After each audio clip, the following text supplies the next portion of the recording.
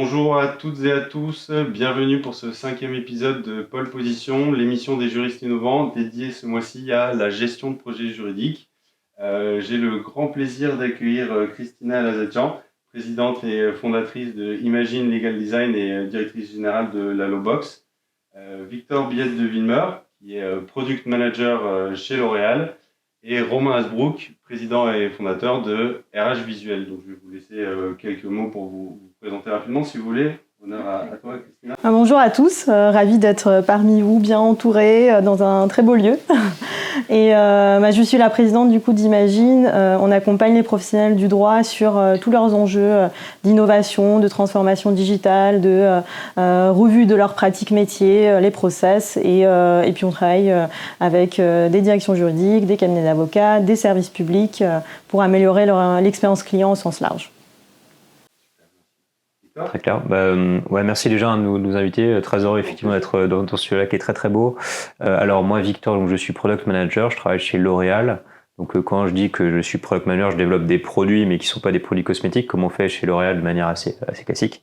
Je vais surtout développer des produits digitaux, donc des logiciels, des applications, des systèmes d'information pour permettre aux consommateurs ou aux employés de L'Oréal d'être plus efficaces et d'avoir des meilleures expériences dans leur vie de tous les jours. Voilà, merci beaucoup encore pour l'invitation. Avec grand plaisir, Victor. Romain, à ton tour. Déjà, merci pour l'invitation. Je m'appelle Romain Hasbrook, et je suis ancien avocat, anciennement passé par les services juridiques, et ça va faire 5 ans que je fais du consulting et de la formation en legal design et en legal practice management, principalement pour les avocats, mais aussi pour les services juridiques. En gros, j'améliore les livrables et aussi on retravaille sur les process pour les créer. Et pour ma part, je suis Valère Sed, donc directeur marketing chez Legal Pilote, donc la solution d'automatisation pour accélérer vos temps de rédaction, pour travailler collaborativement sur vos dossiers, pour centraliser tous vos contrats et le suivi des échéances, et bien plus encore. Donc voilà, si vous êtes intéressé par une solution de gestion de contrat ou d'automatisation de documents juridiques, n'hésitez pas à prendre contact avec nous. Voilà. Sans plus attendre, écoutez, on va démarrer comme d'habitude. Je pense que je me répète à chaque fois, mais on est des juristes, on démarre toujours par ça. On va commencer par la définition. Et aujourd'hui, on a la chance alors d'avoir Victor qui n'est pas juriste, qui ne vient pas du milieu juridique, qui est vraiment product manager donc, pur, on va dire, entre guillemets, et qui va pouvoir nous démarrer avec une définition du coup du product management et le mot en français, désolé pour les anglicismes. Ouais, sans problème. Et puis peut-être aussi du coup définir un peu ce qu'on entend par gestion de projet dans le monde informatique, ce qui est peut-être pas forcément la même manière dont on l'entend dans le monde juridique. Donc product manager, mon travail, donc ça serait peut-être traduit par gestionnaire de produits, ou peut-être qu'à l'époque on aura dit chef de projet digital, manager de projet digital.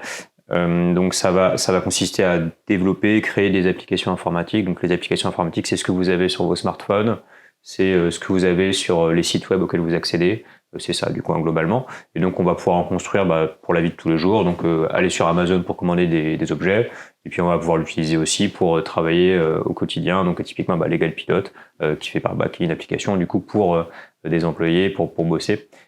Et donc en fait, un product manager, c'est quelqu'un qui crée ça globalement, en discutant avec des développeurs, qui écrivent des lignes de code, en discutant avec des financiers pour avoir de l'argent et puis du coup les dépenser intelligemment. Et puis en discutant avec ce qu'on appelle des designers qui vont nous aider à faire des applications ergonomiques, esthétiques, faciles à utiliser. Et donc c'est ça mon travail. Et donc quand je parle de gestion de projet informatique, ça va consister à en fait allouer un budget pendant un temps donné pour développer ce type d'application, ce type de logiciel. Assez classiquement, ça pourrait être aussi de la prestation intellectuelle au sens où je fais un audit d'un département informatique. Et souvent je pense que pour la discussion d'aujourd'hui, si on parle de gestion de projet, on peut se dire que c'est globalement comment je me débrouille pour créer ce genre d'application, ce genre de produit. Et donc, un truc qui est assez fort en informatique, c'est ce qu'on appelle le triangle d'or, le triangle de fer. Bon, avoir le nom, mais en tout cas, il y a 3 paramètres en fait sur lesquels on va influencer en général. Quand on est un product manager, dans le cadre du coup d'un projet informatique pour créer une application, on va avoir le coût, c'est-à-dire combien d'argent je suis prêt à mettre sur la table. Si j'en mets moins, du coup, forcément, ça va avoir un impact. Si j'en mets plus, ça va aussi avoir un impact. Combien de temps je mets pour le faire. Et enfin, quel est le périmètre. Donc ça veut dire je veux développer un site web comme Amazon. Si le périmètre est réduit, ça veut dire que peut-être que je cible sur une niche un peu moins généraliste, donc je vais prendre que des livres par exemple. Si en revanche, du coup, j'ai un peu plus de périmètre, je vais prendre vraiment quelque chose de très très généraliste. Et voilà, si jamais j'ai moins de temps, je vais le faire plus vite. Si jamais j'ai plus de temps, j'ai plus de délai et de marge de manœuvre, et puis la même chose sur l'argent. Et en fait, le paradigme, je pense, très important qui a changé récemment en termes de gestion de projet informatique, c'est qu'à la base, en fait, on fixait, on avait un périmètre qui était complètement figé, et donc on allait adapter plutôt sur le coût et les délais, et aujourd'hui on fait l'inverse en fait, on va dire le périmètre va bouger, en revanche du coup on fixe le coût et les délais. Donc en gros ça veut dire qu'avant en fait on se mettait d'accord sur un cahier des charges et on devait le suivre coûte que coûte. Aujourd'hui justement le cahier des charges il va changer, il va être évolutif, et c'est plus l'argent qu'on va être capable d'y mettre ou le temps qu'on va allouer pour le réaliser qui va changer. Ok.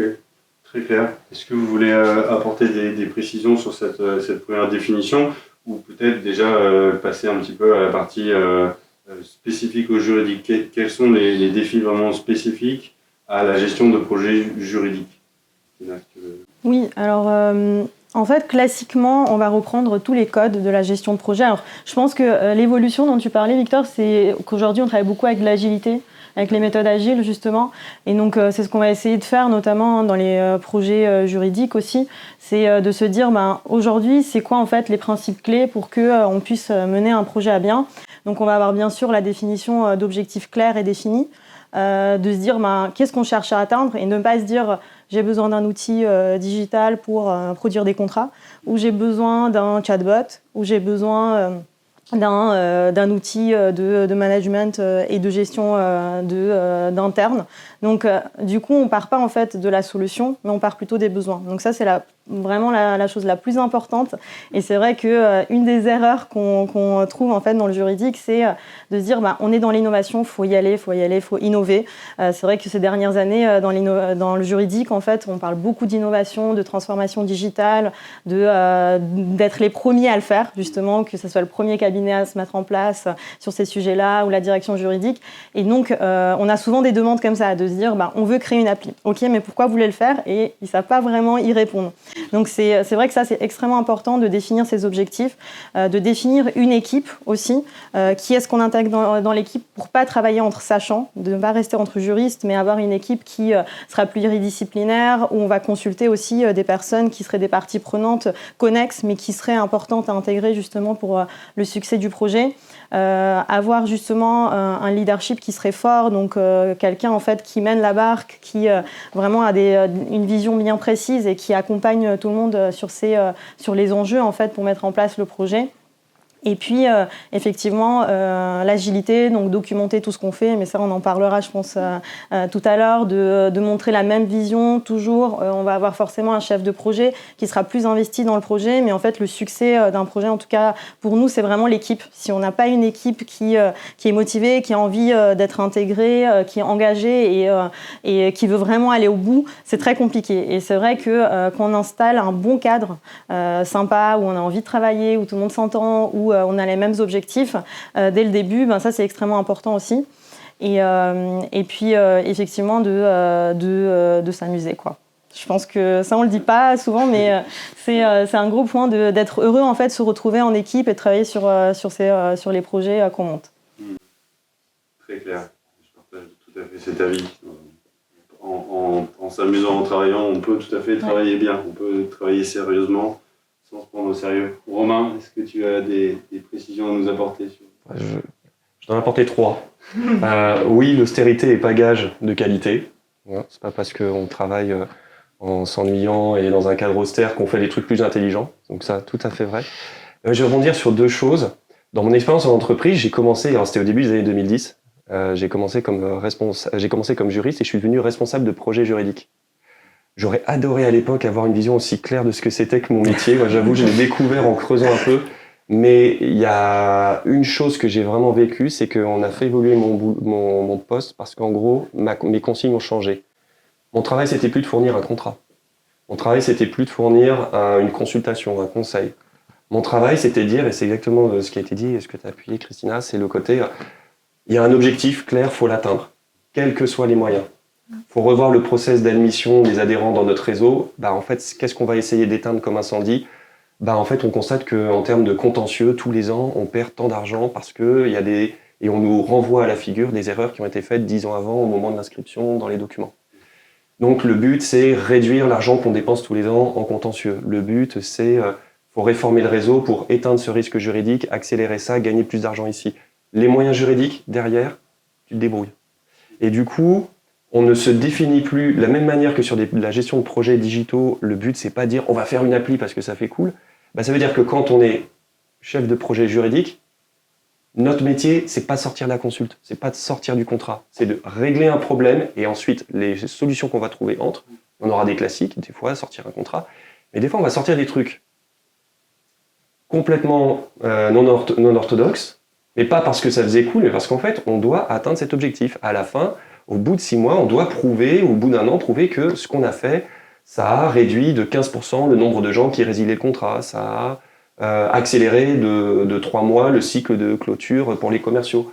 Donc, et je vais rebondir sur le deuxième truc, le travail en équipe. C'est-à-dire qu'en fait, quand on est juriste et qu'on se dit « moi je suis juste en support », en fait, on ne se préoccupe pas de ce qui va être fait du conseil juridique derrière. Quand on est chef de projet juridique, on délivre la partie juridique, mais on le fait en permanence dans une équipe pluridisciplinaire, parce qu'à la fin, si notre consigne juridique ne permet pas d'atteindre le résultat, on a mal fait notre travail de chef de projet juridique. Tout ça dans le fun. Super, merci à tous les trois. Je rappelle d'ailleurs pour ceux qui nous regardent et celles qui nous regardent, vous pouvez bien évidemment poser vos questions. Hein, n'hésitez pas si vous avez des questions, on sera ravis d'y répondre. On avait aussi imaginé aborder la question du calendrier. Comment est-ce qu'au début d'un projet, vous allez scinder ce projet en étapes? Comment est-ce que vous y prenez pour réaliser un calendrier qui est réaliste? Comment est-ce que vous priorisez tout ça? Ouais, c'est une très bonne question parce que en fait, quand on construit des applications informatiques, des produits informatiques, on a un peu l'impression que c'est comme construire une maison ou faire du BTP, c'est-à-dire que en gros, on veut un planning hyper bien défini. Je mets les fondations, puis je fais les murs, puis je fais le toit, et puis ensuite je fais l'intérieur. Bref, on a l'impression que c'est assez simple, qu'on peut faire un planning un peu comme ça. Ce qui est marrant et paradoxal, c'est que dans le BTP, on voit très bien qu'on n'arrive pas à tenir les plannings. Et l'informatique, c'est pareil. Sauf qu'en fait, il y a un truc encore plus difficile, encore plus complexe dans l'informatique, c'est que, en fait, la technique nous confronte toujours, nous met des délais, des bâtons dans les roues qu'on peut pas anticiper tant qu'on n'a pas commencé à coder, tant qu'on n'a pas commencé à mettre les mains dans le cambouis. C'est un peu, en fait, en gros, c'est naturel de se dire, on va commencer par faire des fondations, puis on va commencer à faire des murs, mais en fait, quand on va faire les murs, il y aura des problèmes qu'on va pas pouvoir anticiper en amont. Et en fait, on va se rendre compte de ça que quand on sera du coup les mains dans le ciment en train d'empiler des briques. Donc, en fait, la notion de calendrier, on l'entend pas comme une production, un livrable, une solution qu'on va devoir donner à une échéance fixe. On va plutôt essayer de le voir comme un problème qu'on va résoudre, un besoin qu'on va adresser pour son client. Et donc, je souscris énormément à ce que vous disiez tous les deux. En fait, le client il va peut-être nous dire en disant j'ai envie de construire une application comme Airbnb pour dans un an. Nous, on va plutôt lui dire ok, mais en fait, pourquoi veux-tu une application comme Airbnb? À quel besoin ça répond?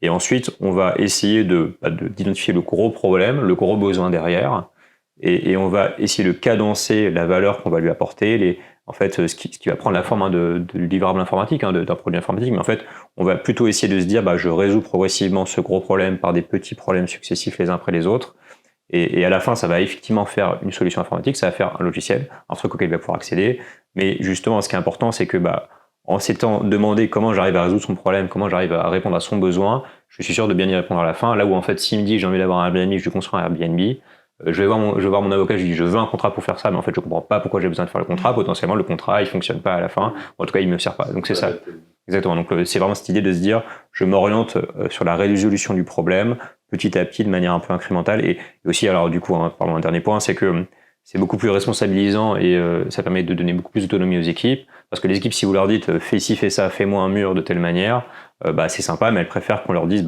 on a tel problème. C'est toi qui as les mains dans le cambouis, c'est toi qui es opérationnel, donc à toi de choisir la meilleure solution pour l'adresser. Très clair. Romain ou Christina, est-ce que vous voulez ajouter quelque chose sur cette partie du calendrier? En fait, souvent, le calendrier, on va avoir une deadline parce que c'est un peu une date où on veut sortir le produit et le montrer et pouvoir en retirer les fruits, on va dire. Mais en fait, comment on va le fixer, en tout cas nous, dans les projets dans lesquels on travaille, sur la partie design, en fait, on va travailler en user story, ce qu'on appelle, je suis désolée encore pour les anglicismes, mais en fait, c'est les histoires. Et chaque histoire est un parcours qu'on va réaliser. Donc, j'arrive sur l'appli, je me connecte et j'arrive sur mon board, c'est une histoire. Et en fait, tout le parcours, on va le séparer dans des petites histoires. Et donc, on va imaginer que pour chaque histoire, on va faire des sprints. Donc, c'est des moments en fait rapides de travail d'1 à 2 semaines. Et donc, si on a une vingtaine d'histoires, on va se dire si voilà, on a 2 semaines à chaque fois, en fait, ça nous permet d'avoir une vision globale du calendrier à fixer. Et donc, on essaye forcément de se mettre en lien du coup avec les développeurs qui travaillent aussi de plus en plus avec ces techniques-là des sprints. Et donc, ça nous permet d'avoir une vision assez globale où effectivement, dans ces sprints-là, en fait, on va se dire, voilà, c'est cette histoire-là qu'on va réfléchir. Donc, on va la réfléchir, on va faire tout le contenu, on va travailler en langage clair pour justement simplifier toutes les informations qui seront partagées. On va en fait travailler sur le design, donc comment ça sera présenté pour que ça soit ergonomique, intuitif. Et puis, une fois qu'on a fixé cette histoire, on va la tester. Donc on va la tester, revenir vers des utilisateurs. Une fois qu'on a fait ça et que côté design, du coup, ça tire la route, on va en fait le faire partir au développement et du coup, en fait, on va interagir comme ça et se renvoyer la balle tout le long du projet. Et ça nous permet d'avoir une vision précise de la deadline qu'on peut imaginer. Alors bien sûr, ça prend toujours un peu plus de temps que ce qu'on s'était fixé parce que on prend parfois du retard sur certaines histoires, voilà. Mais en tout cas, c'est comme ça à peu près qu'on fixe la roadmap. Le mot de la fin, allez. Et après, c'est pas fin, mais pour cette question-là. Sur cette question, juste ce que je voudrais dire, c'est que tout ce qui a été dit là, un de mes grands plaisirs dans la vie, c'est de le transposer dans le quotidien d'un avocat sur des dossiers ordinaires. Et c'est entièrement transposable. Ça a l'air peut-être éloigné.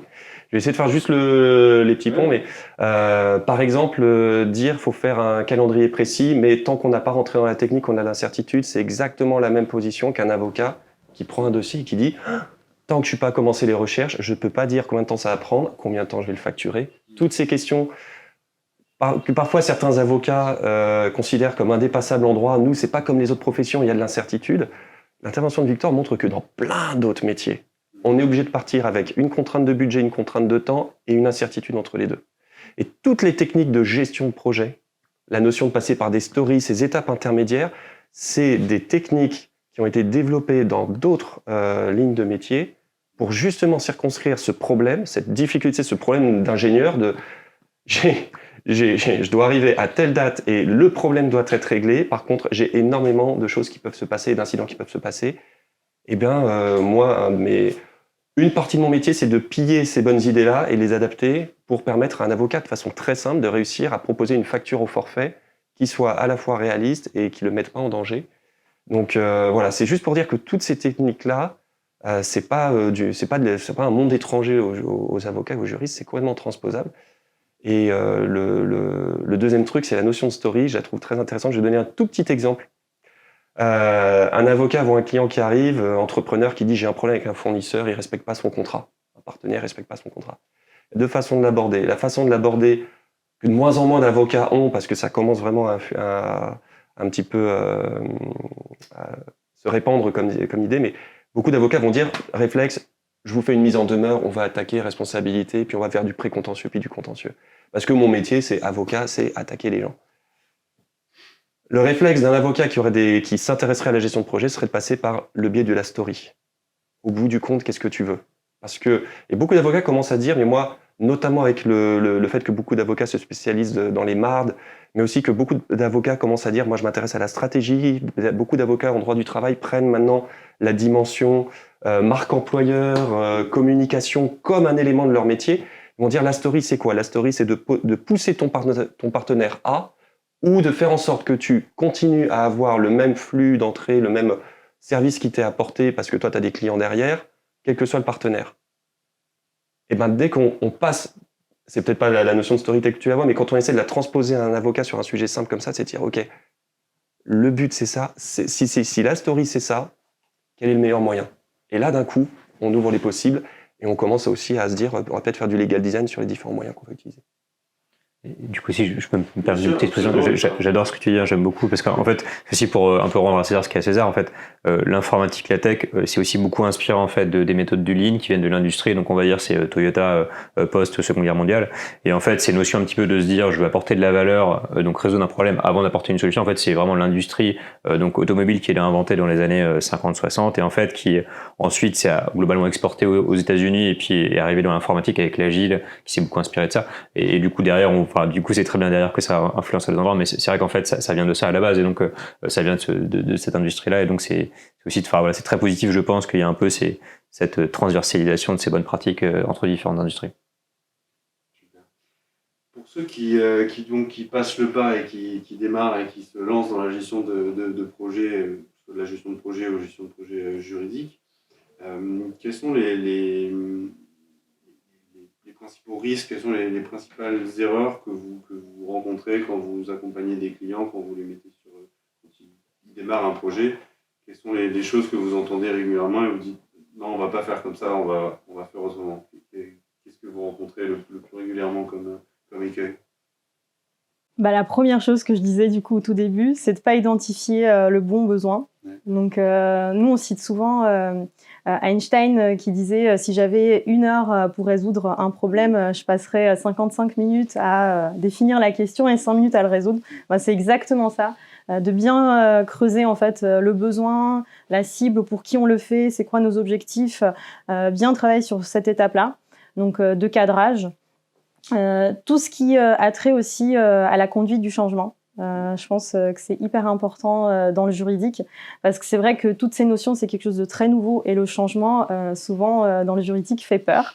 Donc c'est vrai qu'on peut avoir deux partis pris, de se dire c'est bien, on veut y aller, innover, et du coup on y va, ou alors prendre peur et donc d'essayer de freiner ou de trouver des blocages, ou alors nous, ça nous arrive dans certains projets où justement on va mettre en avant toutes les contraintes. Donc on va travailler pour chercher les solutions et on va nous dire toutes les contraintes. Donc ça nous est arrivé au début en fait d'un projet de contrat santé. Donc en fait on voulait revoir complètement avec l'entreprise leur mode de production du contrat. Et en fait, on avait monté une équipe de 10 personnes. Donc forcément, la chef de projet était à fond parce que la direction générale avait vraiment envie de faire et de changer les choses. Et puis, dans 10 personnes, tu as toujours une des personnes qui vont être réfractaires ou alors qui vont se rendre compte que sur leur pratique métier, ça va en fait engendrer beaucoup, beaucoup de travail. Et que même si sur un long terme, ça va faire du bien, que les clients seront contents, ils vont enfin comprendre un contrat qu'ils signent, qu'on aura beaucoup moins d'appels au service client, enfin voilà, tous les avantages pour lesquels ils faisaient ça. C'est vrai que pour certains métiers, ça fait peur. Et au début, c'était très dur, parce que on me disait non, mais ça fait 15 ans qu'on essayait de faire ça, pourquoi avec vous ça marcherait, pourquoi là on arriverait à trouver la solution, et puis franchement avec nos outils techniques ça marchera pas, ça sert à rien. Donc au début, je me disais ah oui, ça va être compliqué. En fait, on s'est rendu compte que petit à petit, en essayant de leur dire non, essayons de réfléchir maintenant d'abord à ce qu'on pourrait faire. Déjà, qu'est-ce que veulent les clients? Qu'est-ce qui ferait qu'on améliorerait leur expérience de lecture? Déjà, qu'est-ce qui ferait qu'ils iraient prendre ce contrat pour le lire, alors que maintenant, automatiquement, ils appellent un service client. Donc, on leur dit voilà, essayons vraiment de réfléchir ensemble. Donc, il faut pousser, il faut avoir, je pense, des compétences de facilitation pour les amener en fait à avoir les possibilités plutôt que les contraintes. Donc c'est vrai que je pense que un des risques vraiment, c'est les blocages qui peuvent justement survenir dans la conduite du changement. Donc du coup, pour ces sujets-là, où par exemple, voilà, c'était une entreprise qui avait des milliers de contrats. Donc, ce qu'on a fait, c'est qu'il faut mettre en place une bonne stratégie de pilotage du changement. Donc, se dire, prenons un contrat, faisons la méthode, on va essayer de voir si ça fonctionne, si justement ça répond à des besoins qu'on a identifiés, si ça fonctionne, si on arrive à le scaler justement à notre organisation interne, Et dans un deuxième temps, on va l'automatiser et l'étendre. Donc c'est ce qu'on a fait. Du coup, on est parti très petit. Et là, on est en fait sur 5 offres qui sont justement implémentées et qui sortent de façon marketée de leurs outils. Mais en fait, on est en réflexion avec toutes les équipes tech, dev, pour l'implémenter, l'automatiser. Mais je pense que si en fait on était parti avec l'objectif d'automatiser, donc d'avoir un contrat automatisé qui sort tout de suite, ça aurait jamais vu le jour. Enfin, je suis quasi certaine. Donc vraiment. Il faut une certaine maturité pour vendre un logiciel d'automatisation de contrat. C'est pas forcément le. Tu veux nous en parler? Non, je ne m'étendrai pas sur le sujet, mais c'est vrai qu'il y a plusieurs choses à faire dans son département juridique et automatiser un contrat, c'est pas automatique. C'est pas quelque chose qu'on va forcément devoir faire parce qu'en fonction de la récurrence, de la complexité, c'est pas adapté à tout type de contrat, tout à fait. Donc, il faut analyser ça. Romain, est-ce que tu as quelques principales erreurs que tu as rencontrées chez tes clients au démarrage? Partager. Oui, il y en a une qui rejoint un petit peu ce que Christine a dit. La première erreur, pas fait appel à Christina, c'est une première erreur. Mais c'est... Alors, je vais me permettre juste après de parler juste d'un tout petit truc que je fais à côté de mon activité de legal design, qu'on fait avec Christina. Il y a deux erreurs, deux choses qui prennent vraiment les juristes, qui prennent dans d'autres industries les gens à rebrousse-poil, mais surtout les juristes. Accepter d'abord de prendre le temps de mettre en place les outils de réflexion, mettre en place un outil de gestion de projet, faire le travail de feuille de route, user story, accepter de prendre le temps d'organiser le travail, prendre ces 95% de temps, de définir le besoin, de savoir... Parce qu'en fait, finalement, une fois qu'on a fait ça, la solution, en effet, elle va arriver très vite. Alors qu'un avocat est persuadé que lui, ou un juriste, son métier, c'est 95% de temps à taper la solution. Non, on va prendre beaucoup de temps à organiser le travail, à essayer de faire... Donc c'est la première chose, c'est accepter de mettre en place tous ces outils. Et des fois, quand on le fait avec certains juristes ou certains cabinets d'avocats, ils ont l'impression qu'on est en train de tourner en rond, qu'on fait un peu du bullshit. Non, ça a été mon expérience responsable de projet juridique. Les premières fois, on se dit non, mais un tableau, je vais faire vite faire un tableau de gestion de projet, mais on va aller vite, je vais le faire au feeling. Et puis en fait, on se retrouve d'un moment noyé dans une complexité. On arrête tout, on remet ces outils en place, on se dit j'aurais dû le faire depuis le début. Donc voilà, c'est le premier truc, c'est pas prendre le temps de perdre du temps au début.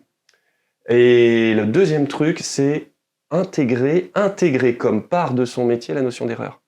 Quand on part sur un énorme projet comme celui de Christina, comme des projets digitaux, et c'est d'ailleurs aux projets digitaux où j'ai fait un passage en start-up où on vendait des plateformes digitales, cette idée qu'on va sortir un premier jet dont on sait qu'il va avoir plein de défauts. Donc on le sort sur un périmètre réduit, mais on ne peut pas sortir le truc définitif si on n'a pas fait ce premier test, recueilli tous les défauts et ensuite industrialisé. Dire à un juriste, tu vas sortir un premier livrable et il va pas être parfait. Alors bien sûr, il y a toute la notion de sécurité juridique, on est d'accord. Il y a des trucs sur lesquels ce sera parfait, mais on va accepter de se prendre des critiques et les accueillir. Ça fait partie du projet que de rater au début pour réussir derrière. Cette notion de l'erreur comme n'étant pas une indignité, mais comme étant la façon d'arriver, le process normal d'arriver à la fin, c'est compliqué. Donc voilà, c'est les deux choses qu'on peut passer. Et le dernier truc que je dirais, c'est les deux choses qu'on essaye d'inculquer aux élèves avocats, à l'école, à l'EFB et aussi à l'ERAGE. Moi, je m'occupe avec Fabien Masson, on s'occupe de la partie lab, du lab EFB qui, en gros, on essaye d'apprendre la gestion de projet aux élèves avocats qui sortent. On a la chance d'avoir des super tuteurs comme Christina qui viennent dans les ateliers à apprendre aux élèves à faire ça. Et c'est un des trucs, c'est marrant, avec des élèves avocats qui sortent tout droit de la fac, c'est le premier truc où on met l'accent. Stop, avant de démarrer, vous nous montrez que vous avez mis en place des outils de gestion de projet. Ils comprennent pas, ils disent non mais on sait où on veut aller, laissez-nous commencer à le faire et leur apprendre à s'arrêter, à faire une réflexion sur le travail qui va arriver. Donc ça m'amène sur la troisième chose à ne pas faire. Ces élèves avocats, depuis 5 ans que ça existe, ils commencent à diffuser dans les cabinets, écoutez-les. Quand ils vous disent patron, ça vaudrait le coup peut-être de poser un Notion avant de partir et de faire une petite équipe, dites pas à votre élève avocat qui est oh là petit jeune, qui es-tu pour me dire on a fait comme ça depuis 15 ans, écoutez-le parce qu'en gros ce qu'ils font c'est nous, on a piqué les méthodes que Victor applique, on les a adaptées et on leur a enseignées et ils essaient de les mettre en place chez vous. Donc, donnez-leur sur un dossier, dites-leur, testez-les parce que on essaie de faire en sorte qu'ils soient armés pour le faire. Du coup, alors, pardon, j'interromps le truc, mais juste j'ai une question parce qu'en fait, en gros là, je trouve ça hyper intéressant ce parallèle qu'on fait. Il y a un truc du coup au-delà donc des outils de gestion de projet qui sont effectivement hyper importants. Un truc qu'on fait beaucoup en informatique, nous, c'est ce qu'on va appeler la user research. Donc ça va consister à en fait parler avec l'utilisateur, voire même aller l'observer, alors entre guillemets dans son environnement naturel pour comprendre ses enjeux. Donc typiquement, ça va être je construis une application pour me faire livrer mes courses. Je vais aller voir comment les gens font leurs courses. Je vais les observer pour regarder et voilà. Et donc du coup, si je me place du coup sur vraiment un projet légal, donc alors moi un projet légal, ça va être je sais pas par exemple faire un contrat de mariage typiquement, c'est ce que bon, vous me direz si ça marche ou pas. Mais en gros, est-ce que du coup est-ce que quand vous allez essayer de construire une solution comme un contrat de mariage, vecteur juridique comme un contrat de mariage, ou un truc plus compliqué évidemment, est-ce qu'en fait il y a parfois besoin, en plus de la discussion que vous allez avoir avec la personne qui vous demande ça, parce que quand on fait un contrat de mariage, le notaire il nous demande bon bah voilà du coup vous voulez quel régime, et donc on a un peu ces entretiens utilisateurs, moi c'est ce que j'appelle des entretiens utilisateurs. Est-ce qu'on a aussi parfois un peu, je sais pas, une observation, un truc où en fait vous allez regarder dans les familles, enfin, alors là c'est peut-être pas mon exemple, et du coup comment les mariages ça se passerait, enfin essayer vraiment de faire de la recherche un peu approfondie sur, en fait, pour que mon contrat il soit encore plus adapté, j'essaie de vraiment comprendre les enjeux de l'intérieur de manière pas biaisée, parce qu'en fait quand je pose des questions les gens sont toujours biaisés à répondre de manière. Est-ce qu'en fait il y a ce genre de choses, peut-être que c'est pas pertinent, est-ce que ça se fait parfois? Nous, on le fait systématiquement parce que du coup, on a des designers qui travaillent avec nous et en fait, on commence aucun projet sans la recherche utilisateur. Mais il faut savoir que c'est dur dans le juridique. Donc, on le fait, nous, on le pousse. Des fois, ça nous arrive de dire, ben, écoutez, c'est soit ça, soit rien, parce qu'on sait que ça fonctionnera pas. Et ça nous arrive encore quotidiennement, vraiment, qu'on vienne nous voir et on nous dit, écoutez, je veux juste que vous me travaillez sur ce contrat. Vous avez l'expertise en legal design. Pourquoi vous voulez aller consulter nos commerciaux, les financiers? Enfin, vous n'avez pas besoin d'aller leur parler. Pourquoi vous voulez leur parler? Donc, c'est vrai que du coup, on essaie d'expliquer, enfin, faire voilà, toute la démocratisation autour de ce que ça peut apporter.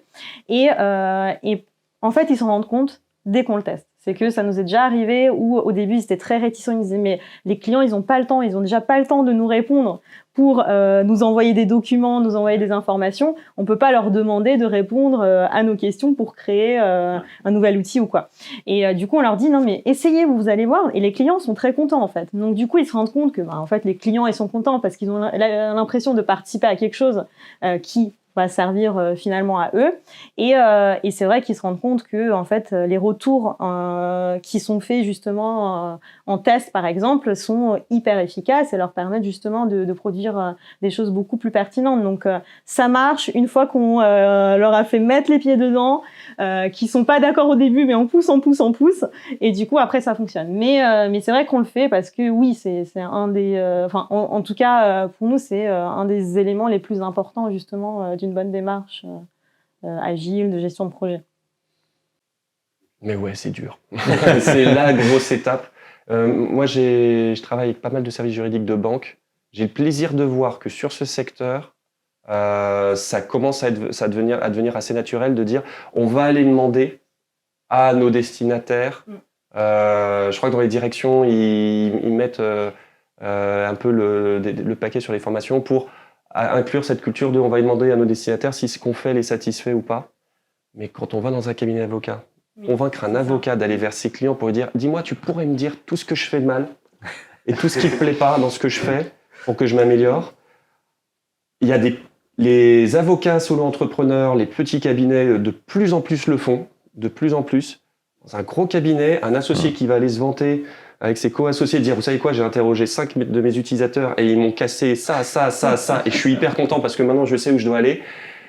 Ah, il y en a beaucoup qui se projettent pas. Mais quand ils le font, quand on le fait, non seulement Christine a complètement raison, vos clients vont trouver comme ça, pour eux, ce sera un signe de très très grand professionnalisme que vous veniez les voir en disant on a fait des dossiers ensemble, je t'ai facturé, t'as l'air content, mais je voudrais vraiment être sûr que t'es content. Qu'est-ce qui va pas? Et on veut bosser dessus. Non seulement ils vont vous accorder du temps avec plaisir, ils vont trouver que ça les valorise, ils vont trouver que vous êtes très pro. Et derrière, oui, il faut se vanter de toutes les erreurs que vos clients vous ont remontées pour montrer que vous êtes complètement à l'écoute et que derrière, vous bougez. Mais culturellement, un avocat, il a raison. Et on l'écoute. Et c'est pas lui qui va vous dire au fait sur quoi j'ai tort. Ouais. Et donc tout ça, ça rejoint donc un point, un écueil que vous avez vous avez mentionné un peu en filigrane, c'est la question de la communication. Quand il y a un manque de communication entre les équipes, aussi bien au début sur là où on veut aller, sur la vision, sur les objectifs, et en cours de route sur l'évolution du projet, sur où est-ce qu'on en est. Quelles sont vos bonnes pratiques, vos conseils pour vraiment soigner la communication au cours d'un projet? Tu veux commencer je vais vous donner ma vision rapidement côté tech et puis on verra comment la transcrire du coup. Je dirais le premier truc, tu l'as dit, c'est avoir un objectif un peu structurant, une vision. Nous, c'est ce qu'on appelle alors une North Star métrique. North Star métrique, ça serait traduisible par l'étoile du berger. Donc c'est l'étoile en gros qui guidait les navigateurs quand ils n'avaient pas de boussole, donc ça leur permettait de les guider. L'idée, c'est que donc ce genre d'indicateurs, de métriques, ça va nous permettre de guider l'équipe pour savoir vers quoi il faut aller. Donc typiquement, alors je parlais de l'application de livraison des courses. Mon enjeu quand je vais faire une application qui livre les courses, c'est que ça aille très vite entre le moment où je commande et le moment où ça arrive. Donc ma North Star métrique, mon indicateur étoile du berger le plus important, c'est combien de temps ça met entre la commande et le moment où je reçois mes courses. Et donc en fait, on va définir ça parce que ça va nous aider à aligner toute l'équipe qui va se dire que quoi qu'elle doit faire, il faut que les actions qu'elle entreprend, elles aient un impact positif sur cette North Star métrique, sur cet indicateur à la fin. Donc ça permet d'aligner un peu tout le monde et puis du coup de donner du sens aussi beaucoup au travail. Bon alors là évidemment les applications pour les courses c'est peut-être pas très noble, mais voilà on va dire voilà ça peut être des choses beaucoup plus nobles aussi. Et en tout cas c'est important de montrer ce sens au travail et qu'on n'est pas là juste pour délivrer des fonctionnalités. Donc ça je dirais c'est le premier aspect, bien se poser pour définir ça. Et je pense qu'il faut le définir de manière collégiale avec les membres de l'équipe et éventuellement aussi inclure des gens autour. Et donc ça c'est le premier aspect je dirais. Donc ça va vraiment d'abord être un enjeu de communication au sein de l'équipe, intra-équipe. Et pour moi ensuite il y a des enjeux de communication un peu plus externes qui arrivent à deux niveaux. Je pense au niveau vertical, il va falloir communiquer efficacement auprès des chefs. Alors les chefs c'est en gros les gens qui ont de l'argent, qui ont investi dans le projet, qui ont en fait d'une manière ou d'une autre la capacité de mettre fin au projet, un droit de vie et de mort sur le projet. Exactement. Donc ces personnes-là il va falloir les maintenir au courant régulièrement, pas trop souvent parce que ça prend du temps. Et puis, faut pas leur donner une trop vision, trop précise, trop micro, mais aussi il faut le faire suffisamment régulièrement pour que du coup, ils aient pas l'impression d'être un peu largués et de pas avoir les dernières infos. Donc, je sais pas, un truc comme tous les 3 mois, par exemple, ça marche pas mal. Et ensuite, communication un peu plus horizontale. Donc, il va falloir aussi en parler aux utilisateurs, il va falloir en parler aux experts un peu métiers, qui sont pas partie prenante au projet forcément, ou en tout cas qui sont pas toujours le jour à bosser dessus, mais qui quand même interviennent dedans. Donc il va falloir aussi faire attention à bien les voir de temps en temps, évangéliser à la fois les méthodes qu'on utilise, et puis ce qu'on est en train de faire en termes de fonctionnalité, il faut leur partager, c'est North Star métrique. C'est North Star métrique typiquement. Je rejoins complètement et du coup, je vais parler d'un exemple en fait. Et qu'est-ce qu'on met en place et qu'est-ce qui marche bien en complétant du coup ce que tu as dit Victor, c'est sur cette notion de parler régulièrement, communiquer. On peut aussi se dire de passer en fait par un outil collaboratif. Par exemple, on a parlé de Notion avant, c'est ce qu'on fait justement via Notion, de se dire qu'on met un espace en fait de vie de tout le projet et où du coup on donne accès alors à la direction, à l'équipe projet ou aux différentes parties prenantes qui seront autour. Et en fait, l'idée, c'est que communiquer régulièrement, il faut vraiment le faire toutes les semaines pour que justement on puisse se tenir au courant. En fait, même si on n'a rien à se dire, on se fixe ça dans la roadmap dès le début. On a toujours des choses à se dire d'une semaine à l'autre et en fait, on voit l'avancement, on voit l'évolution. Et ça nous permet en fait d'être engagés dans le projet et donc d'avoir envie de le mener jusqu'au bout. Et puis l'aspect documentation est extrêmement important dans le sens où parfois on va avoir donc des points réguliers justement avec la chef de projet, avec quelques personnes, mais pas avec toute l'équipe projet. Et du coup c'est important en fait de faire des comptes rendus à chaque fois de tout ce qui se passe, le documenter. Ça prend un peu de temps au début, mais en fait c'est extrêmement important parce que du coup toutes les équipes qui sont investies sur le projet peuvent avoir la même vision à n'importe quel moment et donc on va pas avoir par exemple le juridique qui parfois ne va pas être une partie prenante importante quand on est sur un outil digital, donc il va travailler sur le contenu mais pas forcément sur les aspects de parcours utilisateur, sur des choses tech ou design. Si on les intègre et qu'on leur montre que ils peuvent faire partie de toutes les étapes, que même si pendant 2-3 semaines ils n'ont pas travaillé dessus, mais ils peuvent revenir et voir ce qui s'est passé et dire voilà, par rapport à ce qui s'est passé, j'aurais besoin qu'on fasse un point et qu'on pousse un peu plus peut-être le contenu, ce passage-là, ça leur permet justement d'être plus engagés, donc de documenter, vraiment toutes les réunions, d'avoir un compte rendu et du coup ça permet aussi d'avoir en fait un meilleur regard justement en termes de reporting vis-à-vis de la direction qui peut aussi savoir qu'est-ce qui se passe, ça avance et dans quel sens. Et puis pour ça, oui, on utilise nos notions si on est sur des outils. Et après, sur de l'organisation, par exemple d'ateliers ou de réunions, quand on va réfléchir et brainstormer, par exemple, on utilise aussi pas mal Miro, qui marche bien. Ouais. Romain, est-ce que toi, tu as un petit North Star Metrics, petit conseil? ça a l'air comme ça, un peu justement céleste, mais North Star Metrics, je vais essayer de leur... Au risque de trahir un peu et de simplifier, mais on peut avoir la North Star Metrics dans un dossier contentieux avec quand on fait des conclusions, on peut l'avoir quand un client vous demande de faire une consultation. Alors moi, j'utilise d'autres termes, j'essaie justement... non, j'essaie d'expliquer parce que quand je suis rentré dans le monde du consulting, moi, on me parlait de vision. Et c'est le premier truc que je me suis dit, oula, ça c'est du bullshit de consultant. C'est tellement important. Mais maintenant, je le comprends et j'aime bien cette idée de North Star, d'étoile du Nord. L'idée, je vais le transposer comme ça. J'avais un directeur général qui m'avait dit, Romain, quand on fait une réunion à 6 pour dessiner à cheval, on termine avec une girafe. Parce que dans une réunion, tout le monde va dire, ah, mais le cheval serait bien s'il avait des taches, puis un long cou, puis des longues jambes, puis on lui mettrait des cornes. Tout le monde arrive avec ses idées et à la fin, on voulait un cheval, on ressort avec une girafe. Ça, c'est quand on n'a pas de North Star Metrics. C'est-à-dire qu'en fait, vous rentrez dans un dossier complexe avec des conclusions et vous êtes mis d'accord avec le client que le plus important pour lui, c'était la discrétion, la rapidité. Qu'on gagne pas, il faut que ça soit bloqué avant telle date parce que faut qu'on rende les comptes. On a un commissaire au compte qui va nous embêter si on a encore ce contentieux dans les bacs. Pour plein de raisons, on veut vendre la boîte. L'objectif, c'est la rapidité. Notre North Star Metrics dans le traitement de ce dossier, notre vision, notre parti pris, c'est rapidité. Ça veut dire qu'après, quand on va le travailler, on va avoir plein de bonnes idées. Et le principe, pour moi, d'une North Star Metrics, c'est faire le tri entre les bonnes idées. On n'a pas de mauvaises idées, on est bon, on n'a pas de mauvaises idées, mais il y a les bonnes idées qu'on doit retenir parce qu'elles sont cohérentes et qu'elles contribuent à notre projet. Et il y a des bonnes idées qu'il faut écarter parce que ce sont des bonnes idées, mais pas avec l'étoile du Nord qu'on s'est fixée. Elles nous emmènent ailleurs. Ouais, ce serait bien si dans le contentieux, on soulevait ça et ça et ça. Juridiquement, c'est peut-être hyper pertinent. Mais attendez les gars, je vous rappelle, même si c'était il y a 6 mois, notre North Star Metrics, notre étoile du Nord, notre vision, c'était de dire, le client, il a dit, il faut que ça soit vite réglé. Si on soulève ces arguments, peut-être qu'on peut lui grappiller 10, 15 000 euros de plus, mais on va trahir ce premier objectif. Or, c'est celui-là que tout le monde doit avoir en tête sur ce dossier. Et donc, avoir des partis pris en legal design, c'est hyper important. Vous voulez faire un contrat simple, il ne sera pas exhaustif. Et assumer, c'est hyper important quand on a une vision, d'assumer ce que ne fera pas le document. Si on veut avoir un document qui contient tout, il ne sera pas ludique, simple et mignon. Donc, à partir du moment où on assume, ça permet derrière que toutes les idées de l'équipe qui vont arriver ne vont pas s'annuler les unes les autres. Voilà, donc c'est le premier truc. Et puis, une bonne gestion des réunions. Hyper important d'avoir une bonne culture de gestion de réunion avec des outils pour justement maintenir ce cap. Et au final, c'est des outils qui permettent d'avancer vite, quoi. Donc, on récupère énormément de temps derrière.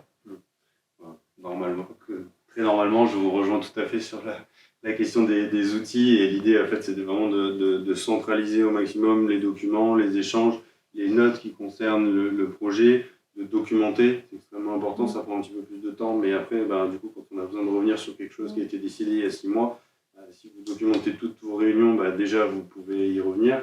Tous ceux qui n'ont pas été partis à la réunion peuvent être informés.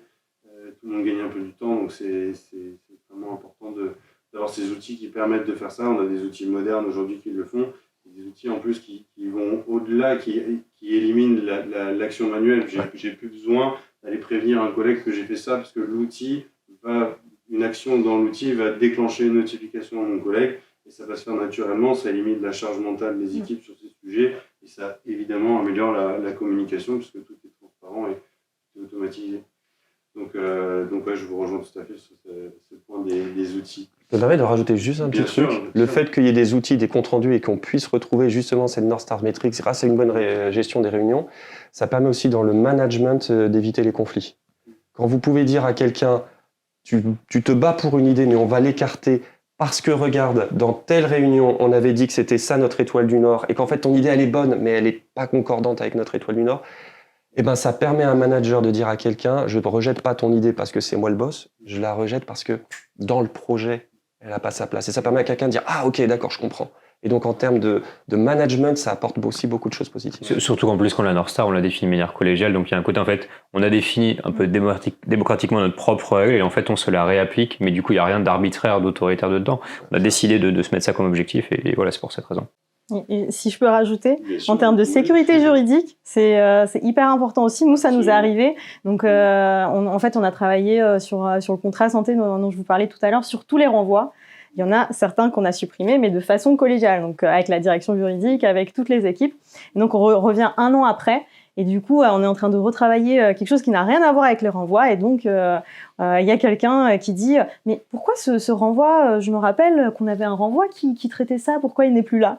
Et donc, du coup, j'ai ressorti la réunion d'il y a 1 an où il y avait tous les renvois. Qu'est-ce qu'on a fait? Celui-là, on l'a modifié. Celui-là, on l'a supprimé. Je dis « Bah oui, on l'avait supprimé pour cette raison-là. » Ah oui, d'accord. Bon, ils n'étaient pas très contents, mais au moins, du coup, on avait pris cette décision de façon collégiale. Donc, maintenant, on y est, on va garder ça. Mais du coup, ça a augmenté considérablement la confiance qu'ils avaient en toi. C'est qu'ils voyaient quelqu'un qui, sur la longueur, parce qu'un projet, le principe, c'est que c'est une course de fond. Une course de fond d'orientation. On est parti pour 1 an. Si on décide d'y partir au feeling, dans les 3 premières semaines, ça suffit. Au bout de 6 mois, 1 an, on va commencer à polluer ce qu'on a fait au début, parce qu'on va avoir de nouvelles idées. Et avoir justement un bon formalisme qui permet de dire à quelqu'un « Non, en fait, c'était une décision qu'on avait prise avant », quelque part, ça permet de dire il y a un capitaine qui regarde sur la carte le trajet qu'on a fait et qui sait encore, qui a une idée de d'où on va. Et je trouve que c'est bien, c'est important. C'est désagréable, mais c'est important. On parle beaucoup du coup de gestion de projet, de toutes ces méthodes et le droit dans tout ça. Donc, pour ces gens qui nous écoutent, ces juristes et ces avocats, comment est-ce qu'on peut, avec la gestion de projet, s'assurer qu'on reste aussi dans le clou du périmètre juridique, qu'on ne s'éloigne pas trop de ce que la loi permet de faire et permet de ne pas faire? Comment est-ce qu'on gère un projet juridique en respectant aussi, en ayant en tête toutes ces exigences réglementaires et légales qui vont faire que potentiellement ce que Victor il aurait pu faire en gestion de projet, pour un avocat ou pour un juriste, ce ne sera pas possible. Cassina, tu veux... Je veux ou tu Je crois que c'était ta question. Je vais prendre... Je crois que c'était ta question. Justement, c'est pour dire, attention, vous êtes prêts, là vous venez d'appuyer sur le bouton, venez de mettre une pièce sur un truc qui me plaît bien, parce que, oui, en effet, quand on va partir sur un ensemble statut, pacte d'associés, premier PV d'AG, ultra complexe dans un dossier où vous avez plein d'investisseurs, d'intervenants, j'ai une seule réponse à ça, la mienne, c'est base de données, base de données, base de données. En effet, la gestion de projet, tout ça, c'est hyper inspirant, mais nous aussi, on doit garantir une sécurité juridique. Et là-dessus, moi, je pique un peu ce que j'ai vu dans l'industrie, où on peut être créatif, mais à la fin, il ne faut pas que la fusée elle explose. Ou dans la pharmaceutique, on peut être créatif, mais à la fin, il faut que le médicament ne tue pas les gens. Et en fait, la solution que je vois, j'ai dû le pratiquer. Et j'ai découvert ça vraiment à la Monsieur Jourdain. Sur un dossier complexe, il y a un moment, faut se doter d'un outil où on va cartographier les 30 points, 40 points, 50, 100, 200, 300 points juridiques qui sont dispersés dans les différents documents qu'on va sortir. Et on va se doter d'un outil où, et c'est marrant parce qu'en plus le sujet est venu avec un projet que j'ai avec un éditeur juridique, il y a un moment où quand vous avez 200, 300 documents qui contiennent des normes juridiques qui peuvent évoluer et il faut les mettre à jour très vite, vous ne pouvez pas vous contenter de dire l'information, à la fois l'information et la donnée sont dans le document. Le document n'est qu'une vision sur une donnée qui existe dans un énorme tableau dans lequel vous avez des commentaires et des alertes. Je sais que dans telle fiche, on a parlé de tel article, tel article, tel article. Je donne une mission au service documentation de nous envoyer des alertes et je mets en place un process. Donc la réponse, c'est gros tableau Excel qui fait peur et workflow. Mais quand on s'y prend bien, c'est dur à passer la première fois, mais après ça marche. Un gros tableau Excel parce qu'il y a un moment, il faut que tout l'ensemble de tous les risques soit sur un seul endroit et pas dispersé dans les documents. Et peut-être que par chance, quand on va les relire, on va dire « mais ce truc-là, il a changé, il faut adapter le document ». On doit avoir organisé un outil dans lequel tout est présent et des workflows, c'est-à-dire mettre en place un peu comme un grimpeur qui monte sur une montagne, il va mettre c'est dommage de sortir avec l'image et de pas avoir le mot. Pas des piolets du coup, mais pas des piolets, mais il va mettre des attaches pour se sécuriser. L'idée c'est de dire, je peux tomber, mais si je tomberai jamais en dessous plus bas que ça. Vous avez 300 risques et vous savez que tous les mois, vous en révisez au hasard 20. Il y en a peut-être qui vont sortir parce qu'il y a un incident, quelqu'un va venir vers vous en disant « tu sais qu'il y a ça qui a changé » et là, vous savez que dans tel ensemble contractuel, tel CGV, tel jeu de conclusion d'un dossier contentieux qui dure depuis 3 ans, il faut agir, mais il ne faut pas compter uniquement sur l'incident qui va venir. Et ça, je l'ai appris dans l'informatique. Sur l'incident qui va venir, qui va vous faire découvrir qu'il y avait un problème, il faut aussi organiser une sorte de revue, juste pour voir de tous les points régulièrement, pour dire au pire, s'il y a un truc qui s'est passé, ce point-là, tous les 2-3 mois, il est revu. Soit ça va venir à moi, soit si ça vient pas à moi, il y a forcément, je me donne une chance dans 2-3 mois de passer dessus et de le découvrir. Donc, un gros tableau, vraiment se donner les moyens, un tableau, l'Excel, moi j'adore travailler avec d'autres outils, je suis très Airtable, ce genre de choses. Mais vraiment, se donner les moyens avec des outils industriels de gérer un risque industriel et mettre en place des process derrière qui font que si on passe à côté de quelque chose, on ne sera pas passé à côté pendant plus d'un mois. Voilà, c'est les deux. C'est pas très sexy comme réponse, mais c'est vraiment ce que dans mon expérience, les choses à adapter obligatoirement quand on fait de la gestion de projet sur du sujet juridique. Je pense qu'aujourd'hui, d'ailleurs, il est possible de mettre des flux RSS si vous avez des articles de Légifrance que vous voulez suivre. Vous pouvez vous mettre une alerte et recevoir une notification dès que le texte évolue. Et ça, c'est extrêmement facile à faire. Tu m'as pas payé pour ça, mais ce que je vais te dire, je le dis spontanément aux avocats. Des outils de gestion contractuelle sont des outils qui permettent justement de repérer tous les ensembles de risques qu'on a dans un parc de contrats et de pouvoir organiser. Ça sert à rien si on se contente de l'avoir là et d'avoir de la donnée qui dort. De cette donnée, il faut en tirer des workflows. On dit régulièrement, on a des points sur les urgences, mais régulièrement, on a des points où on va regarder les risques qui sont disséminés dans tel contrat. Au moins tous les 6 mois, on fait une revue des risques. Et donc, ça peut valoir le coup d'aller se regarder du côté de ces outils. Il y en a quelques-uns qui me viennent en tête. Ça peut valoir le coup. Et tu vois, là, tu as démontré, Romain, que c'est quelque chose de sérieux ce qu'on fait quand même. Parce que c'est vrai que parfois, on nous demande de faire un truc sexy, joli, sympa. Et en fait, oui, il y a un aspect où, quand on va travailler sur des idées un peu créatives, on va partir dans tous les sens. On va avoir l'impression que c'est un peu du bullshit, comme ce qu'on peut souvent dire dans le design ou voilà sur ces sujets-là. Et en fait, oui, il y aura ce moment où il faut qu'on parte dans tous les sens pour qu'on soit créatif. Mais il y aura un moment où, c'est ce qu'on appelle justement la divergence, donc où on part loin, et la convergence où on resserre, où justement là, on va travailler en fait. D'abord, on va réfléchir, ok, qu'est-ce qu'on fait ? On part dans tous les sens. Et maintenant, avec nos objectifs, avec les documents qu'on a, avec les risques qu'on a identifiés, avec toutes les urgences qu'on doit prendre en compte, qu'est-ce qu'on fait maintenant et quelle solution on choisit ? Et là, on va dans du sérieux. Mais si on avait fait ça dès le début, en fait, forcément, on serait pas sur une idée créative parce que on continuerait à aller dans ce qu'on a l'habitude de faire depuis 500 ans en droit. Et d'ailleurs, c'est intéressant. Je me permets, du coup, parce que ça me fait penser à un concept qu'on a beaucoup nous en informatique qui s'appelle les dépendances. En fait, une dépendance, c'est donc typiquement, alors je monte un site e-commerce comme Amazon, en fait, je vais avoir besoin à un moment de mettre un truc pour que les gens puissent payer. Et en fait, mettre en place une solution de paiement, c'est un truc compliqué, pas facile. Et souvent, ce que font les gens qui font les sites e-commerce, c'est qu'ils se basent sur du coup une brique technique qui est déjà existante, déjà développée. Et c'est ce qu'on appelle une dépendance, puisqu'en fait, c'est pas moi qui la possède. Je suis en dépendance d'un tiers, d'un prestataire tiers, d'un éditeur tiers. API, c'est ça, par exemple, exactement, typiquement. Mais en fait, c'est pour dire, en fait, voilà, il y a cette sorte de dépendance. En fait, quelque chose qui en fait est important pour mon business, pour mon site, pour mon produit, peut évoluer sans vraiment que je puisse le maîtriser. Ça me fait penser à ce que vous dites, parce que du coup, en fait, le texte de loi, enfin, j'imagine la disposition réglementaire, elle peut aussi évoluer, en fait, sans qu'on puisse vraiment la maîtriser. Et donc, nous, en informatique, on fait aussi très attention à ces trucs-là, ce qu'on appelle, donc, enfin, nos dépendances externes. Et on en a beaucoup dans les logiciels, en général. Et donc, on essaie de bien regarder comment ça va évoluer. Pourquoi? Parce qu'en fait, si jamais, donc, mon module de paiement, il évolue sans que je sois au courant, potentiellement, les gens peuvent plus payer, peut-être. Et aussi, souvent, ce qui arrive dans les logiciels informatiques, c'est quand on met à jour les versions de ces briques techniques, en fait, c'est pour très souvent éviter des failles informatiques diverses. Et donc, en fait, si jamais vous mettez pas à jour votre brique là de paiement sur votre site e-commerce, en fait, potentiellement, les gens vont se faire hacker leur compte en banque. C'est pour dire qu'en fait, voilà, il y a aussi un vrai sujet de, on va dire, sécurité vis-à-vis des dépendances en informatique qui est moins, je pense, prégnant que ce que vous pouvez avoir vous. Mais en fait, il y a aussi cet enjeu un peu de dire, quand je suis en dépendance de quelque chose que je maîtrise pas, il faut que je sois capable de vraiment bien surveiller ce risque-là parce que potentiellement, il y a des problèmes derrière. Par exemple, dans mes modèles de contrat, j'utilise constamment une clause d'arbitrage et je suis passé à côté du fait qu'une jurisprudence l'a complètement démolie. Mais comme le problème n'est pas revenu, je continue à la mettre dans mes contrats, à la faire partir. Et ce qui est marrant, c'est que pour se permettre ce genre de proactivité, de réglage et aussi de se retirer de la charge mentale, je sais que j'ai du boulot à faire et quand je le fais, je sais que quand je l'ai fait, au bout de 6 mois, tous les risques ont été couverts. Mais du coup, il y a ce côté où quand on intervient, c'est ah ouais, bon vous c'est sympa, c'est again, c'est pas fun, donc on dit ouais, si quand même c'est un peu sérieux.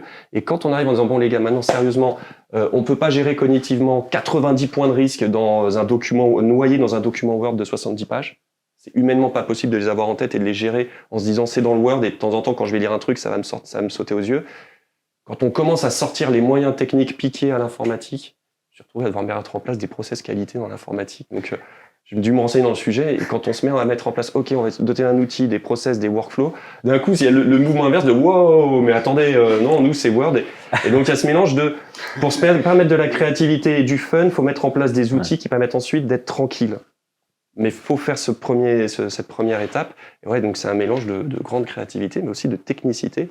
Et encore une fois, on réinvente rien, on prend ce qui marche et ce qui est hyper dangereux parce que être le site e-commerce qui fait que les gens se font hacker en passant chez vous, c'est problématique, même juridiquement. Et du coup, vous n'avez pas le droit à l'erreur. On reprend les techniques de profession où il y a trop de problèmes sur lesquels on n'a pas le droit à l'erreur et on les réimplémente. On va bientôt arriver à la fin de l'émission. On va avoir le temps pour une dernière question. N'hésitez pas si vous avez des questions. Il y a des questions, Léa ? On va peut-être prendre alors les questions de spectateurs. Bonjour Delphine. Bonjour. Et qui dit que les projets juridiques peuvent souvent être soumis à des changements fréquents et exigeants de la part des clients. Et comment est-ce que vous gérez tout ça ? Delphine a anticipé notre question suivante qu'on avait prévue. C'était comment est-ce qu'on gère ce que moi j'appelle le chaos un peu, c'est l'imprévision.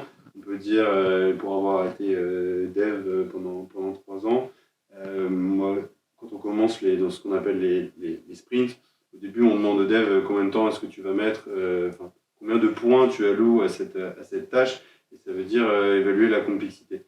Et pour quelqu'un qui a déjà fait cette tâche 150 fois, c'est super simple. Pour quelqu'un comme moi qui démarrait dans le métier, c'est extrêmement compliqué. Et même pour ces développeurs expérimentés qui disaient ça c'est simple, ça va me prendre 2 heures. Et 3 jours plus tard, ils étaient encore dessus, ils n'étaient pas contents, et c'est parce que quand ils sont allés mettre le nez dans le code, ils ont vu des choses qui étaient horribles. Bref, et donc il faut du coup avoir une méthodologie pour anticiper toutes ces imprévisions, tout ce chaos. Et du coup, est-ce que vous avez des méthodologies, des conseils, des choses à recommander à Delphine et à toutes les personnes qui nous écoutent? Alors du coup, moi je vais juste dire un point un tout petit peu théorique. En fait, il faut trouver un bon équilibre entre le fait que ça soit un peu fixe, en fait, ce sur quoi on est en train de travailler. Ça veut dire que je peux pas changer toutes les heures ce sur quoi je bosse. Il faut quelque part qu'il y ait quand même faut que, en gros, peut-être pendant 2-3 jours, 1 semaine ou 2 semaines, ce sur quoi je bosse, ça soit à peu près figé. Ça veut pas dire qu'il faut encore une fois avoir un cahier des charges exhaustif avec 50 000 clauses et voilà. Mais il faut quand même que il y ait une forme de stabilité. Et du coup, une fois qu'on a passé un peu cette durée, on va dire un peu critique minimale de 1 semaine, 2 semaines sur lesquelles je bosse sur le même sujet, je me laisse la possibilité derrière de changer, de pivoter, d'évoluer facilement, parce que du coup, en fait, au pire, si j'ai démarré sur un mauvais truc, j'ai bossé que 2 semaines. Encore une fois, j'ai un peu besoin de cette durée incompressible, parce que sinon, en fait, on passe notre temps à naviguer à vue. Et c'est un peu le côté, vous savez, le paquebot, en fait, qui est tellement gros que si on passe notre temps à bouger le gouvernail, en fait, on n'arrive jamais à aller quelque part. Donc, il faut laisser un petit peu le paquebot avancer, mais en revanche, on fait attention, quand même, toutes les 2 semaines, on évolue, on rectifie, et donc c'est là qu'on peut prendre en compte les changements fréquents. Je pense que 2 semaines, ça va, c'est à peu près acceptable en termes d'évolution. Et une durée de sprint qu'on retrouve assez souvent. Donc la réponse pour toi, ce serait de revenir régulièrement sur les prévisions qu'on a fait initialement, et suivant le contexte, suivant les évolutions des 2 semaines précédentes et de l'avancée qu'on a obtenue, réorienter le tir. Ouais, ça. Donc en gros, le client il dit bleu au début des 2 semaines, puis en fait, donc on fait bleu, et puis en fait, 2 semaines après, il dit non, en fait, c'est bleu clair. Donc on dit ok, c'est pas grave, on part sur le bleu clair, et puis en fait, il nous dit non, finalement, c'est violet 2 semaines après. Mais en fait, le truc, c'est que du coup, il vous dit, vous avez rien compris, c'était violet. mais en gros, en fait, si on se voit toutes les 2 semaines, au moins, ça laisse le temps d'ajuster. Alors qu'en fait, si finalement, à la fin, en gros, il veut du noir au bout de 6 mois, et qu'en fait, on a bossé sur du bleu pendant 6 mois, il est pas content du tout. Alors qu'en fait, si toutes les 2 semaines, juste, on a tiré avec lui, ça va. Et puis, je vais rajouter quelque chose. Ça fait partie aussi de la roadmap qu'on va fixer au départ. Parce que par exemple, les tests, on sait que si dans une entreprise, il n'y a pas une base client où on peut facilement aller envoyer par exemple le proto et du coup qu'elle puisse nous donner des retours ou alors contacter directement pour faire des entretiens, on sait que potentiellement, il faut rajouter 1 mois pour du recrutement. Donc du coup, ça fait partie du cadrage du début. On demande en fait à l'entreprise qu'est-ce qu'elle a. Est-ce qu'elle a déjà des bases de données en fait sur des recherches et des statistiques qu'ils ont déjà fait, où on peut partir de ces éléments-là. Est-ce qu'ils ont une base client qu'on peut aller consulter? Donc souvent dans la banque, par exemple, quand on travaille avec le bancaire ou l'assurance, c'est ce qu'ils ont. Mais les cabinets d'avocats, non. Du coup, donc il faut le faire manuellement. Ben voilà, prendre une base de données qui est dans la cible et puis les contacter un à un et leur demander s'ils seraient prêts à participer. Donc, on sait qu'à ces moments-là, ça peut prendre potentiellement beaucoup plus de temps. Donc, ça fait partie du cadrage où, du coup, on va rajouter 1 ou 2 mois en plus sur les phases où on va tester. Et donc, effectivement, ça nous permet d'être un peu plus réaliste sur la gestion du temps et la gestion des imprévus parce que en soi, les plus gros changements et évolutions qui sont susceptibles de venir, c'est justement des choses qu'on doit modifier parce que les utilisateurs trouvaient que ils avaient du mal à y accéder, ils trouvaient pas ça intuitif, c'était pas clair en termes de contenu, par exemple chez nous. Enfin voilà, c'est surtout à ces éléments-là et ça fait partie des éléments qu'on peut calibrer au départ, en tout cas sur une grande partie. Il y a d'ailleurs une loi, j'ai oublié son nom, mais il y a une loi qui explique que chaque projet qu'on planifie va prendre 3 fois plus de temps que ce qui était prévu, même en prenant en compte cette loi. Même en sachant qu'on va prendre 3 fois plus de temps, on va quand même prendre plus de temps. C'est le Hofstadter de mémoire. Voilà, ouais. Ça va être ça. Super. Eh ben, écoutez, on est arrivé à la fin de cette émission. Je vous remercie infiniment tous les trois. Moi, j'ai adoré cet échange, très instructif pour ma part. J'espère que c'était pareil pour vous derrière vos écrans.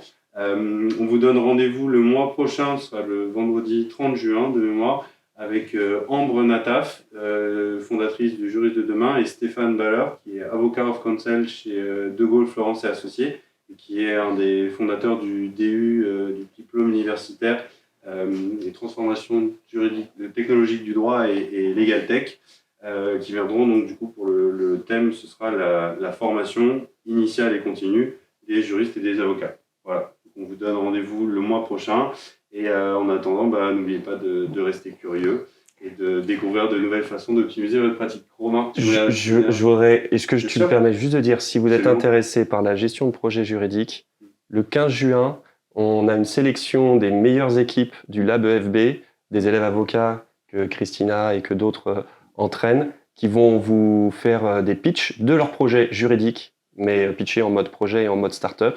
Ce sera ici les Moulineaux en fin d'après-midi le jeudi 15 juin. Et j'en profite pour faire ma pub aussi. Et chez nous, à l'Érage, à Strasbourg, ça sera le 14 juin du coup. 14 juin, d'accord. Ouais. 14 juin, vous prenez le train. 14 juin à Strasbourg et ensuite vous reprenez le train, vous allez à Paris le 15. Et si jamais vous êtes pas, vous pouvez pas vous déplacer, on peut aussi prévoir quelque chose à distance ou pas. C'est pas prévu, mais maintenant c'est prévu. Chez nous c'est prévu. Et chez nous il y a un cocktail à la fin. Chez nous aussi. Super. Bon que des beaux événements du coup en juin pour les amoureux de la gestion de projet, juridique ou non. Je vous souhaite à tous, à toutes et à tous une très belle journée, un très bon week-end et à bientôt. Au revoir. Merci, au revoir.